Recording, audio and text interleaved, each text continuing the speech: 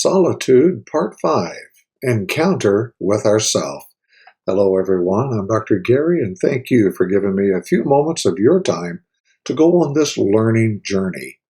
I would be so grateful if you would share this content on your social platform to let others know about this opportunity to grow in community in all things spiritual disciplines and deep dive into the scriptures.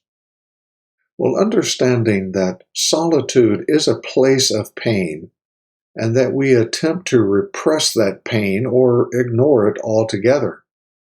Not only are we Christians prone to the same myriad of distractions as everyone else, but we can easily use God as just another distraction from our pain. Psychologist John Welwood called this spiritual bypassing. Defined, this is the tendency to use spiritual ideas and practices to sidestep or avoid facing unresolved emotional issues, psychological wounds, and unfinished developmental tasks. Entire cottage industries have emerged that focus on nothing but all things positive. Now understand, this is not all bad.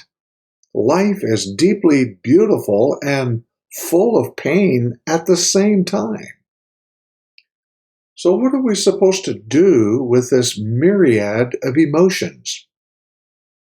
Well, let's look at what Jesus did in Matthew 26, 36 through 39, knowing that Gethsemane was just ahead. Then Jesus came with them to a place called Gethsemane and said to his disciples, "Sit here while I go there and pray." And he took with him Peter and the two sons of Zebedee and began to be grieved and distressed. Then he said to them, "My soul is deeply grieved to the point of death.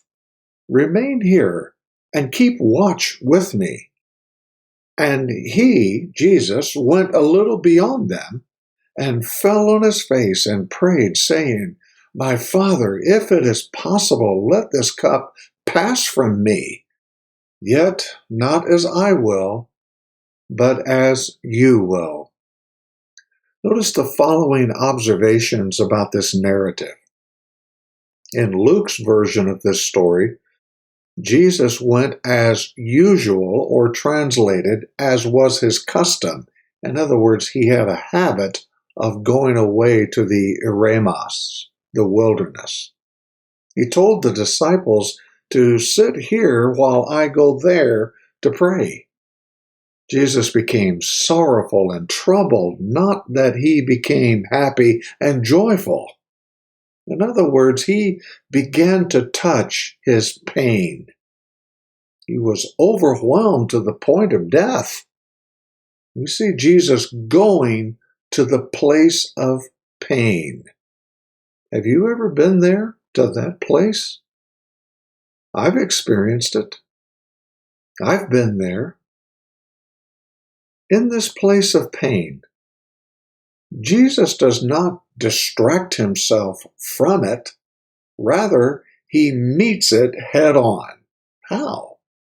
Well, consider the three movements of the soul in this narrative. Give God our feelings.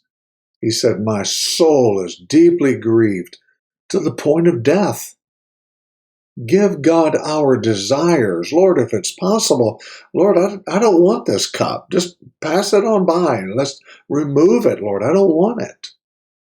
But give God our trust. Thirdly, nevertheless, he says, "Not my will, but yours be done." This is the pattern. Go to the place of pain and meet God there. The great lie is that we heal by moving away from pain. When we heal by moving toward it and meeting God and our community in it. So there is a huge difference here. In closing, Many fear quiet. It's unnerving for many people. They fear being alone.